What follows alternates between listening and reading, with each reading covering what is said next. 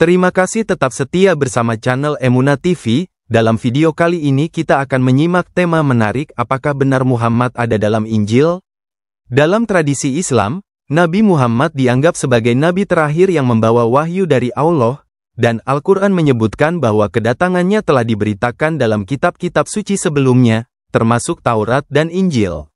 Ayat dalam Al-Quran seperti surah Al-A'raf 7 ayat 157 menyatakan bahwa Nabi Muhammad telah disebut dalam kitab Taurat dan Injil.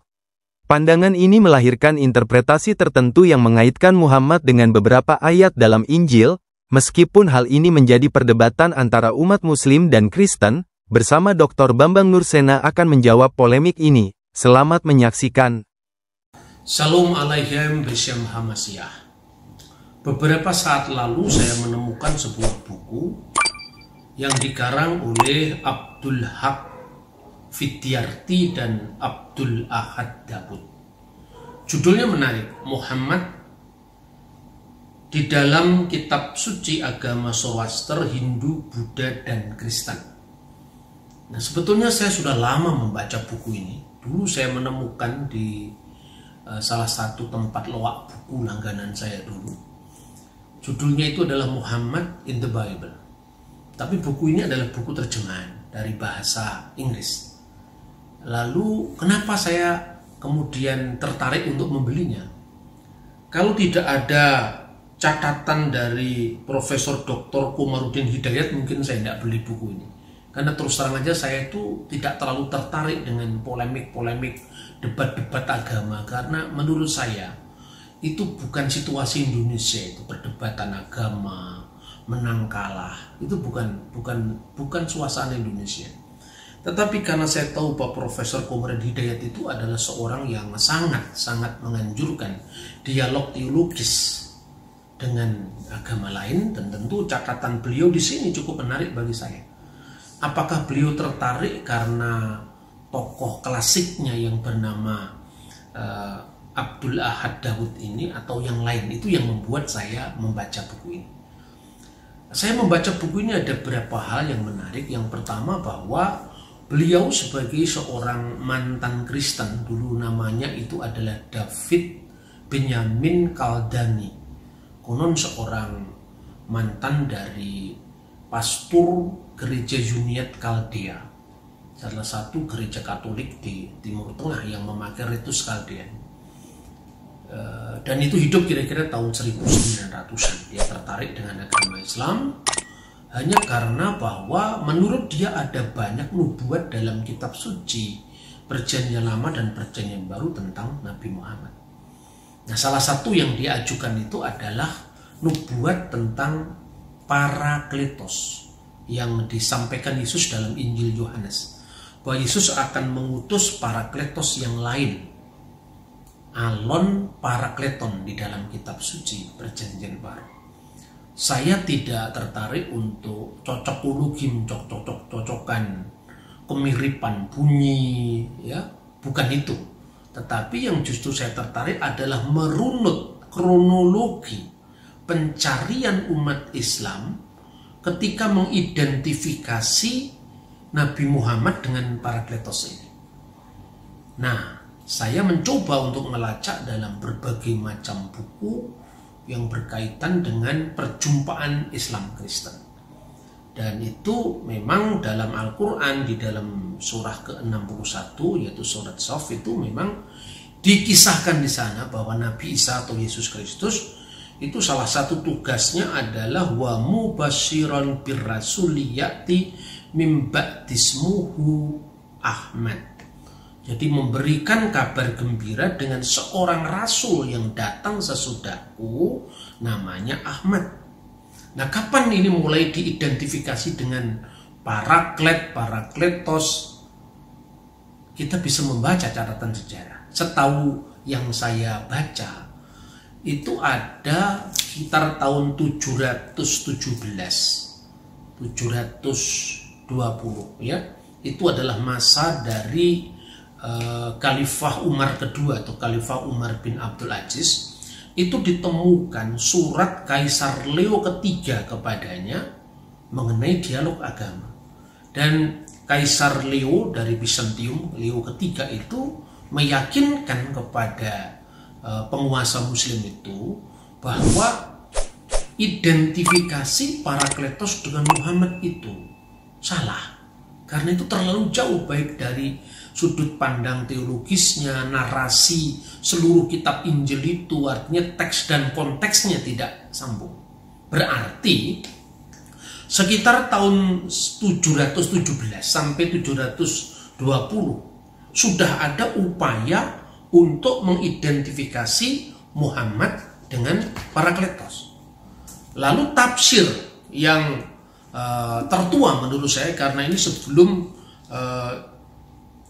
tafsir at-Tabari, yaitu tafsir Muqatil bin Sulaiman. Ini yang saya miliki, ini adalah terbitan Darul Kutubil Islamiyah, ya, Darul Kutubil Ilmiah, diterbitkan di Beirut, ya, tahun 2002. Ya, di sini memang juga Muqatil bin Sulaiman itu sudah mengidentifikasi Parakletos itu adalah Muhammad, yaitu pada surat 61 ayat 6, di mana di sana ungkapan Nabi Isa itu diberi catatan menarik oleh sang penafsir ini, yaitu wa mubasyiran rasulin ya'ti min ba'dismuhu Ahmad bisuryaniyah Paraklita, yaitu Paraklita dalam bahasa Suryani. Dan ketika dia menyebut Paraklita dalam bahasa Suryani, tentu kita mengingat adalah teks Alkitab dalam bahasa Suryani, bahasa Aramaik. Ini bahasanya Yesus Kristus, yaitu yang dikenal Pesita. Ya, di sini Ketaba Kadisa, kitab suci Pesita, dan kita bisa menjumpainya. Memang apa yang dimaksudkan itu adalah Paraklita di dalam Injil Yohanes pasal 15, antara lain ayat 26. Di sana disebutkan Maden dita Paraklita haudina mesadar inalehun min luat api ruha disrara, ya, bahwa apabila Parakleta itu datang, yaitu roh kebenaran, ya, yang akan diutus Bapa di dalam namaku, haumen luat api, di mana roh kebenaran itu keluar dari sang Bapa, napek hu naset alai, dia akan bersaksi tentang aku. Jadi sudah ada identifikasi atau upaya mengidentifikasikan itu sejak Kaisar Leo ketiga dalam surat menyuratnya dengan Umar bin Abdul Aziz atau Umar kedua. Lalu tafsir Muqatil bin Sulaiman itu tarikhnya kira-kira tahun 767. Jadi setelah Leo ketiga tadi adalah Muqatil bin Sulaiman. Kemudian kita juga mengenal yang namanya Ibnu Ishaq, sayangnya bukunya hilang. Lalu dalam catatan berikutnya oleh Ibnu Hisham, ya, dalam bukunya yang berjudul Sirah Nabawiyah li Ibni Hisham, ya, diterbitan Darul Fikir Libanon, itu juga disebutkan dalam salah satu babnya yang mengisahkan tentang sifat Nabi Muhammad di dalam kitab Injil. Nah, di dalam teks ini nanti juga disebutkan tentang sifat Nabi Muhammad itu, antara lain disebut al-munhammina. Munhammina itu sebetulnya tidak berasal dari teks Pesita, tetapi berasal dari kutipan leksionari. Leksionari itu bacaan ibadah gereja dalam bahasa Aram Palestina. Nah, itu dibuktikan di sana kata Menahem itu kemudian dialih aksarakan, ditransliterasikan dengan Menahema. Lalu mungkin saya tidak tahu sumbernya dari mana, itu Ibnu Ishaq kemudian mengalihkan dalam bukunya itu adalah Al-Munhammina. Apa mungkin itu memang sengaja supaya cocok dengan, mirip dengan Nabi Muhammad, ya? Tetapi dia mengutip secara harafiah di situ dari Yohanes pasal 15 ayat 26. Cuma di situ kutipannya juga tidak cocok dengan kutipan Injil manapun yang harafiah bisa dipertahankan. Karena sekalipun ya diakui memang varian teks dalam kitab kuno itu ada di semua kitab kuno lah. Tetapi artinya bahwa di situ sampai ada penggantian misalnya Roh Kudus yang berasal dari Bapa kemudian yang keluar dari sisi Tuhan. Dalam teks Pesita pun juga dikatakan tadi bahwa luat min Abba, jadi keluar dari Bapa. Lalu dikatakan yang berasal dari Tuhan, karena memang kata Bapa untuk dinisbatkan kepada Allah itu kan bertentangan dengan akidah Islam, karena Islam memahami itu seolah-olah hubungan kebapaan secara fisik, padahal bukan seperti itu. Nah, di sini ada penyesuaian kutipan untuk kepentingan dakwah dalam konteks Islam. Lalu di akhir dari keterangannya tentang Al-Munhammina tadi, lalu dia beri keterangan begini. Al-Munhammina bisuryaniyah. Al-Munhammina itu dalam bahasa Suryani artinya apa? Muhammad menurut dia. Wa huwa birumaniyati al-Baraklitus, dan dia di dalam bahasa Yunani, Rumaniyat itu Yunani adalah al-Barakletos sallallahu alaihi wa alihi wasallam, yang adalah Muhammad sallallahu alaihi wasallam. Nah, tentu ini perkembangan kemudian setelah apa? Setelah tahun 767 ini kira-kira di atas tahun 800-an. Tetapi untuk masa sekarang saudara-saudara, terlalu mudah kita melakukan identifikasi teks, terlalu mudah. Mungkin pada zamannya David Benyamin Kaldani, ketika kemungkinan kata yang benar dari Parakletos itu bukan Parakletos, tapi Periklitos, untuk memirip-miripkan dengan terpuji Ahmad dan Muhammad. Tetapi untuk sekarang tentu itu sangat mudah di cross check. Misalnya terbitan-terbitan kuno Injil dalam bentuk kodek, misalnya kodek Sinaiticus, kodek Vaticanus, kodek Alexandrinus, kodek Bisai, kodek Ephraimia Scriptus, ini dengan sangat mudah sekarang bisa dijumpai. Misalnya ya, ini Bibliorum Sacrorum Graecus Codex Vaticanus. Nah, ini adalah terbitan modern dari teks tulisan tangan yang kemudian dicetak.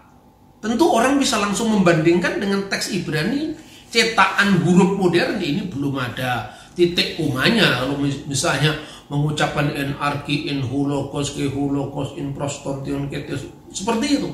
Begitu juga tentang nubuat Yesus tentang Parakletos tadi. Di semua teksnya berbunyi memang Parakletos, para bukan peri. Misalnya di dalam Yohanes pasal 15 ayat 26 tadi.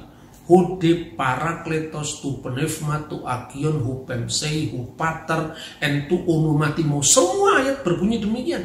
Kodek Vaticanus, kodek Ephraim, kodek Alexandrinus.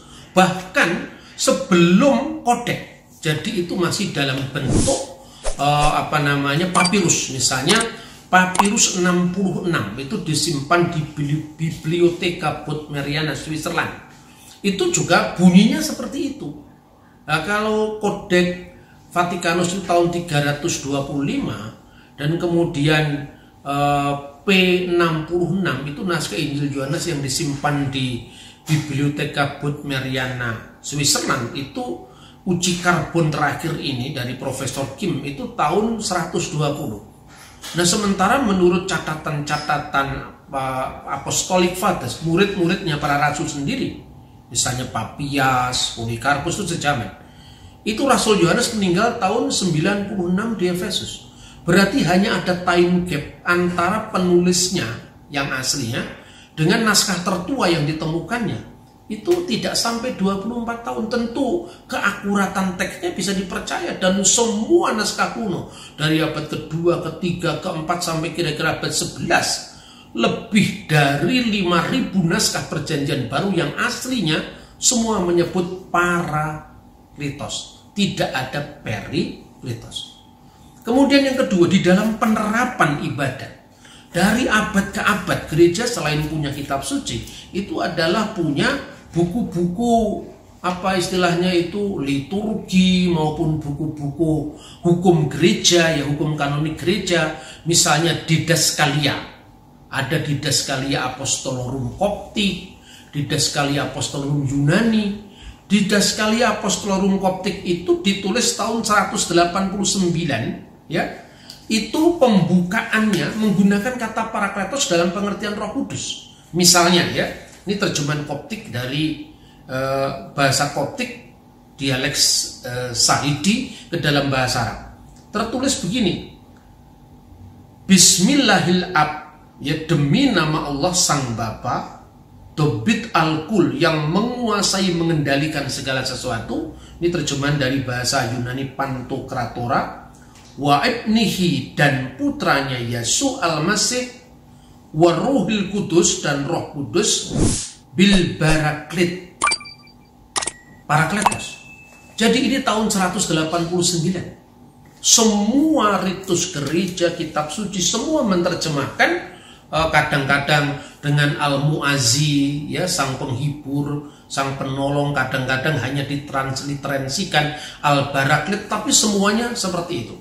Begitu juga dalam terjemahan Koptik, ya, yang berdampingan dengan bahasa Arab. Untuk Yohanes pasal 15 ayat 26 juga diterjemahkan dengan Al-Baraklit. Dan itu artinya adalah Roh Kudus dan tidak memiliki makna lain. Apa itu nabi akhir zaman? Sama sekali tidak ada. Lalu pertanyaan kedua, dari mana asal kata Menahem, Menahema sebetulnya yang dibaca oleh Ibnu Hisham dengan Al-Menahema tadi? Dari mana asalnya? Karena dari pengharapan Yahudi, pengharapan mesianik Yahudi. Misalnya di dalam kitab Ratapan, ya, kitab Eka, Sefer Eka, kitab Ratapan, pasal 1 ayat 16, itu misalnya disebutkan, Kirahat mimeni menahem mesi napsi. Jadi karena sang Menahem itu kirahat, karena jauh daripadaku, mimeni Menahem mesi napsi, karena jauh daripadaku Menahem yang menghibur jiwaku. Nah, kata Menahem itu di dalam Midrash Ekah Rabbah, ini dokumen Yahudi, ya. Lalu juga ada di dalam Traktat Sanhedrin, khususnya 98a, itu diartikan Menahem itu adalah nama sang Mesias. Jadi nama Raja Mesias yang akan datang. Misalnya, saya ingin membaca Midrash Ekah Rabbah yang sudah saya terjemahkan dalam buku saya ini, yang judulnya Answering the Misunderstanding. Saya baca terjemahan dari Ekah Rabbah itu seperti ini, ya, Ekah Rabbah, Midrash Ekah Rabbah dari pasal 1 ayat 16. Jadi ini tradisi para rabi, bahwa Menahem itu nama Mesias. Dikatakan atas otoritas Nabi Aibu dari penuturan Rabi Yehuda. Nama sang Mesias itu adalah Menahem. Ada seorang Yahudi yang sedang membajak sawah, ketika ada orang Arab lewat, tiba-tiba lembunya berteriak, Yahudi bin Yahudi, sapa orang Arab itu, lepaskan lembumu, lepaskan kokmu, lepaskan bajakmu, karena bait Allah telah dihancurkan. Kok kamu tahu? Tanya Yahudi. Jawab si Arab, lembumu berteriak. Lalu Yahudi tadi melepaskan lembunya sebagai tanda perkabungan. Sementara mereka sedang berbicara, lembu itu berteriak untuk kedua kalinya. Hei Yahudi bin Yahudi, tanya si Arab, ikatlah lembumu, ikatlah kokmu, ikatlah bajakmu, sebab sang Mesias telah lahir. Di mana dilahirkan? Tanya Yahudi. Di ibu kota Bethlehem di wilayah Yehuda. Jawabnya. Siapa namanya? Jawabnya lagi, namanya Menahem. Nah, jadi Mesias itu namanya adalah Menahem. Nah, sekarang pertanyaannya, kalau Yesus itu adalah Mesias, di mana Yesus pernah disebut Menahem? Alkitab Perjanjian Lama ini sejak abad ketiga sebelum Masehi di Alexandria diterjemahkan menjadi Septuaginta dalam bahasa Yunani. Dan kata Menahem diterjemahkan dalam Septuaginta dengan Parakletos. Misalnya terjemahan untuk Ratapan pasal 1 ayat 16. Misalnya kata Menahem tadi terjemahnya adalah parakalonme, seakar dengan kata parakletos. Dan kata parakletos itu dimanapun juga artinya, baik itu dalam bahasa Ibrani klasik maupun bahasa Ibrani sekarang ini. Artinya pembela, penghibur, penolong, pengantara. Mengapa? Di dalam bahasa Ibrani modern, advokat itu disebut dengan Menahem. Karena dia membela, membela kliennya dari tuntutan. Dan dia mengantarai para pihak yang bersengketa. Oleh karena itu, kepala kejaksaan dalam bahasa Ibrani disebut paraklet hamekos. Itu kepala kejaksaan. Jadi parakletos, paraklet, Menahem itu memiliki makna pembela. Dan misalnya lagi di dalam kitab Ayub pasal 16 ayat 2. Pasal 16 ayat 2. Jelas di sana disebutkan misalnya di dalam bahasa Ibrani, Sama'ti eleh rabot menahame amal kulahem. Kira-kira artinya hal seperti ini sering saya dengar. Penghibur-penghibur, pembela-pembela yang menyakitkan dari kalian semua. Nah, kata Menahem di sini dijumpai dalam bentuk jamak Menahame yang diterjemahkan dalam Septuaginta paraklitosis. Nah, dalam konteks seperti inilah maka Yesus Sang Mesias di dalam 1 Yohanes pasal 2 ayat 1 disebut dengan parakletos. Apabila kita berbuat dosa, ada parakliton exumen proston patera Yeson Kriston dikaion, pengantara kita kepada Bapa.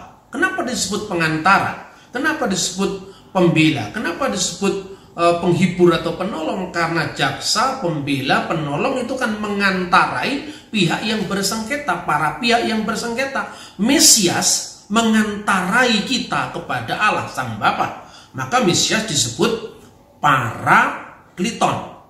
Nah, dalam konteks ini maka Roh Kudus disebut alon parakliton.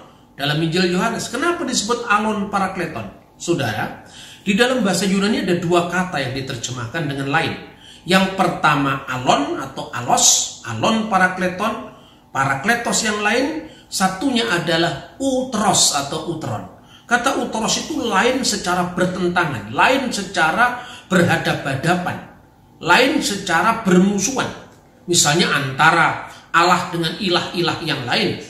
Maka dikatakan dalam kitab Keluaran, kitab Ulangan, kata Ibrani lo yihye lecha Elohim akhirim alpanai diterjemahkan dalam bahasa Yunani untuk kata Elohim akhirim, ilah-ilah yang lain. Jangan ada padamu ilah-ilah yang lain di dalam hadiratku. Kata ilah-ilah yang lain adalah theoi utroi.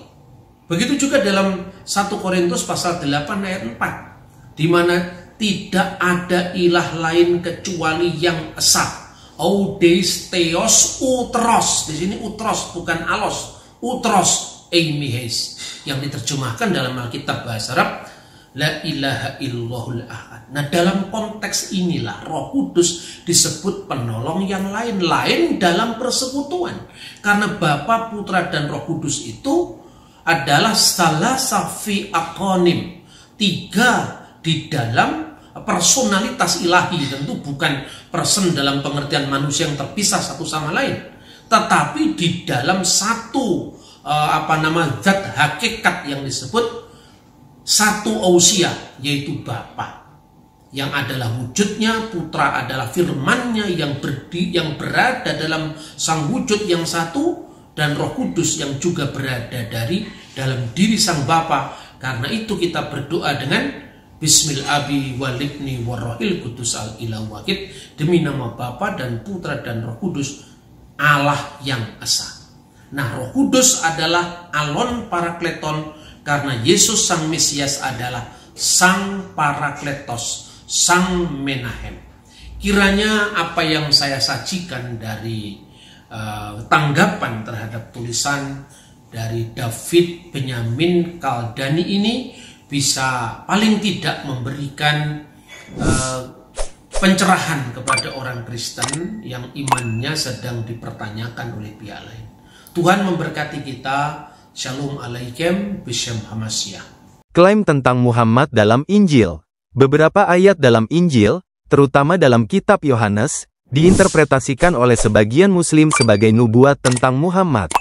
Berikut adalah ayat-ayat yang sering dikaitkan. Yohanes 14 ayat 16. Aku akan meminta kepada Bapa, dan Ia akan memberikan kepadamu seorang penolong yang lain, supaya Ia menyertai kamu selama-lamanya. Dalam tradisi Kristen, penolong ini diartikan sebagai Roh Kudus. Namun, beberapa pemikir Muslim berpendapat bahwa penolong, Parakletos dalam bahasa Yunani, merujuk kepada Nabi Muhammad sebagai penerus Yesus. Yohanes 16 ayat 13. Tetapi apabila Ia datang, yaitu Roh kebenaran, Ia akan memimpin kamu ke dalam seluruh kebenaran. Ayat ini juga dianggap sebagai nubuat tentang Muhammad dalam pandangan Muslim, meskipun Kristen memahami Roh kebenaran sebagai Roh Kudus. Ulangan 18 ayat 18, dalam Taurat, tetapi sering dikaitkan dalam diskusi ini. Aku akan membangkitkan seorang nabi bagi mereka dari antara saudara mereka, seperti engkau, aku akan menaruh firmanku dalam mulutnya. Umat Muslim menganggap ayat ini merujuk kepada Muhammad, sebagai nabi yang muncul dari keturunan Ismail, saudara Ishak. Kristen, di sisi lain, menganggap ayat ini mengacu pada Yesus. Pandangan Kristen tentang klaim ini. Umat Kristen secara teologis tidak mengakui bahwa Muhammad disebut dalam Injil. Mereka berpendapat bahwa teks-teks tersebut, terutama Yohanes 14 dan 16, berbicara tentang Roh Kudus sebagai bagian dari Trinitas yang dijanjikan Yesus untuk menyertai umatnya setelah kebangkitan. Kristen juga menekankan bahwa Injil kanonik ditulis dengan fokus kepada Yesus sebagai pusat penyelamatan Allah. Tidak ada referensi eksplisit atau implisit tentang seorang nabi di luar tradisi Perjanjian Baru. Oleh karena itu, klaim bahwa Muhammad disebut dalam Injil dianggap sebagai interpretasi yang keluar dari konteks aslinya. Perbedaan pandangan ini mencerminkan perbedaan mendasar antara teologi Kristen dan Islam. Namun, hal ini juga membuka peluang untuk dialog dan pemahaman lintas agama. Dalam dialog ini, penting untuk menjaga rasa hormat terhadap keyakinan masing-masing sambil menggali pemahaman yang lebih mendalam tentang teks-teks suci. Muhammad tidak secara eksplisit disebutkan dalam Injil kanonik Kristen, tetapi umat Muslim meyakini bahwa kedatangan Nabi Muhammad telah dinubuatkan dalam kitab-kitab sebelumnya, termasuk Injil. Perbedaan interpretasi ini menjadi salah satu aspek penting dalam hubungan antara Islam dan Kristen. Meskipun tidak ada kesepakatan dalam pandangan teologis, dialog dan saling memahami tetap menjadi jembatan untuk membangun hubungan yang damai dan saling menghormati antara kedua tradisi agama. Terima kasih sudah menonton sampai tuntas dan mohon dukung channel Emunah TV dengan cara subscribe, like, komen dan share. Tuhan Yesus memberkati.